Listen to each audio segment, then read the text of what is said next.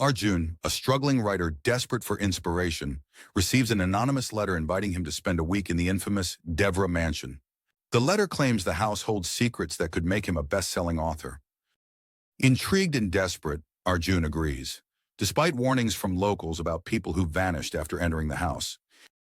Upon arrival, he discovers the mansion is eerily pristine, with grand furniture and walls adorned with hauntingly beautiful portraits. The walls listen. Beware of what you think and say. Strangely, every clock is stopped at 3:33 a.m. On his first night, Arjun hears whispers. The whispers aren't clear at first, but grow louder near the walls, almost as if the house is alive. They aren't clear at first, but grow louder near the walls, almost as if the house is alive. Strangely, they seem to echo his private thoughts. The next day, he finds a journal in the study, filled with entries in his handwriting, detailing events he hasn't yet experienced. One entry reads, "The woman in red will come at midnight. Trust her." That night at midnight, he hears footsteps. I am Nisha. I've been trapped in this house for decades. This house feeds on your desires. It shows you what you want, but twists it into something sinister.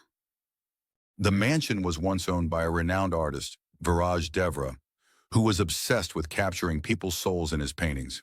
Locals believed he struck a deal with dark forces, and his house became a prison for those he painted. Arjun realizes the portraits on the walls might be the lost souls of the house's victims. As Arjun grows closer to Nisha, he begins to feel she's hiding something. One night, he stumbles upon a portrait of a woman in red. It's Nisha. Horrified, he confronts her. Nisha, why is your portrait here? What does this mean? I was Viraj Devra's muse and lover. I betrayed him to escape this house. In revenge, Viraj trapped my soul within these walls, binding me to the mansion. Desperate to escape, Arjun decides to destroy the paintings, believing it will free the trapped souls. This has to be the way. I have to try. But as he smashes the first painting, the whispers become deafening, and the walls begin to bleed. Stop. If the paintings are destroyed, the souls are consumed forever. What? No, that can't be true. Arjun's journal updates itself. The house lies, Nisha lies.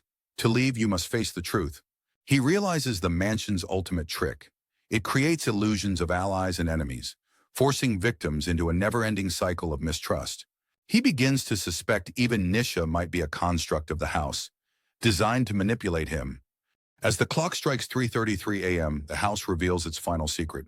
Arjun is confronted by Viraj Devra himself, a shadowy figure with glowing eyes. Viraj mocks him, saying, "You've been here before, writer.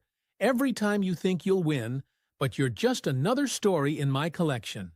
Arjun suddenly remembers fragments of past lives in the mansion, different versions of himself trying to escape but failing every time. The house has been trapping his soul in a loop, erasing his memory after each attempt.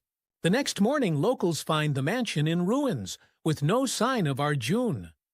His journal, however, is discovered near the wreck. The walls no longer whisper. The story ends here. Or does it?